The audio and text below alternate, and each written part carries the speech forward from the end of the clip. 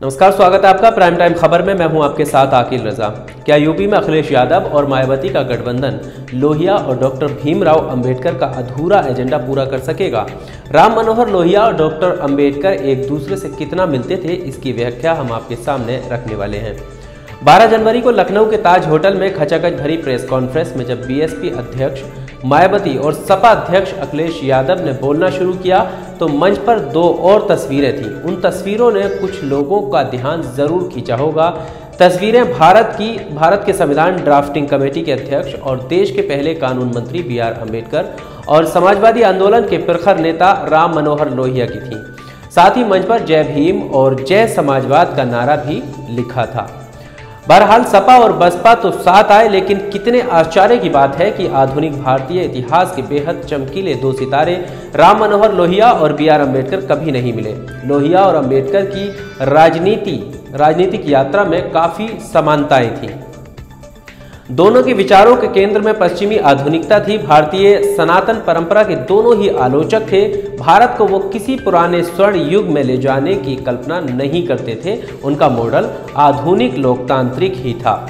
लोहिया और अंबेडकर दोनों अपनी राजनीतिक ताकत की तुलना में ज्यादा वैचारिक असर छोड़ने में कामयाब रहे। दोनों का असर उनके गुजर जाने के बाद लगातार गाढ़ा हो रहा है। दोनों ने खूब लिखा और खूब बोला। दोनों की रचना संग्रह हजारों हजार पन्नों में है और ये उनका पूरा काम नहीं है।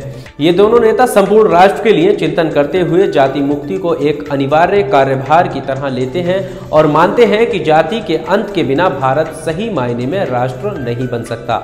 दोनों इस बात पर सहमत हैं कि जातियों के रहते हुए समानता की बात करना निर्थक है।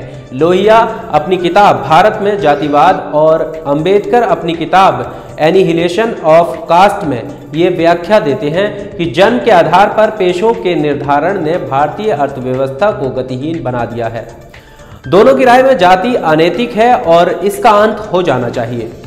हालांकि अंबेडकर के चिंतन में वर्ग और जाति दोनों हैं, लेकिन वर्ग की तुलना में जाति ज्यादा महत्वपूर्ण तरीके से आती है। लेकिन बाबा साहब भी संविधान सभा के अपने आखिरी भाषण में सामाजिक के साथ साथ आर्थिक असमानता को लोकतंत्र के लिए सबसे बड़े खतरे के तौर पर चिन्हित करते हैं। यहाँ पर बाबा साहब और लोहिया साथ खड़े दिखते हैं। स्त्री मुक्ति के सवाल पर भी लोहिया और अंबेडकर काफी करीब हैं। भारत को आधुनिक राष्ट्र के तौर पर देखने के इच्छुक रहे। समानता, स्वतंत्रता और बंधुत्व के विचारों से दोनों प्रभावित रहे। अंबेडकर जाति व्यवस्था में सबसे नीचे के पायदान से आने के कारण जाति को लेकर बेहद कटु है और धर्मशास्त्रों को इसके लिए जवाबदेह मानकर उन्हें जला डालने की बात करते हैं। वहीं लोहिया उत्तर भारतीय व्यवसाय जाति से आते हैं। वो जाति का अंत चाहते हैं, लेकिन इसके लिए वो धर्म का विनाश नहीं चाहते। जाति मुक्ति का सवाल अंबेडकर के लिए सबसे महत्वपूर्ण है, भारत की आज़ादी से भी ज़्यादा महत्वपूर्ण। वहीं लोहिया जाति मुक्ति को जरूर मानते हुए भी स्वतंत्रता आंदोलन को ज़्यादा महत्व देते हैं। जहां अंबेडकर धर्म और शास्त्रों को जाति का आधार मानते हैं, वहीं लोहिया जाति को धर्म की बुराई मानते हैं। इस बिंदु पर लोहिया अपने गुरु महात्मा गांधी के साथ खड़े हैं। लोहिया निजी जीवन में नास्तिक हैं, लेकिन राजनीतिक और सामाजिक तौर पर वो धर्म सुधारक हैं। बाबा साहब नहीं मानते कि हिंदू कभी सुधर सकते हैं और जाति से मुक्ति पा सकते हैं, इसलिए वो 1936 में ही हिंदू धर्म छोड़ने की घोषणा करते हैं और 1956 में हिंदू धर्म त्याग कर विधिवत बौद्ध बन जाते हैं। धर्म और जाति का अंतर्संबंध वो एकमात्र बिंदु है जहां लोहिया और अंबेडकर बिल्कुल अलग जगह खड़े नजर आते हैं, लेकिन दोनों के बीच समानताएं इतनी अधिक हैं कि दोनों को अलग अलग नहीं देखा जाना चाहिए। ऐसा करने वाले अंबेडकरवादियों और लोहियावादियों ने अपनी एकांगी सोच का ही परिचय दिया है और इसका नुकसान दोनों को हुआ है। लोहिया और अंबेडकर के बीच पत्राचार दिसंबर 1955 से शुरू होता है, जब लोहिया ने अंबेडकर को अपनी पत्रिका मैनकाइंड में जाति विषय पर लिखने का निमंत्रण दिया और निवेदन किया कि वो जाति के बारे में लिखते समय क्रोध के साथ दया का भी भाव रखें, ताकि वो न सिर्फ अनुसूचित जाति के बल्कि पूरे देश के नेता बन सकें।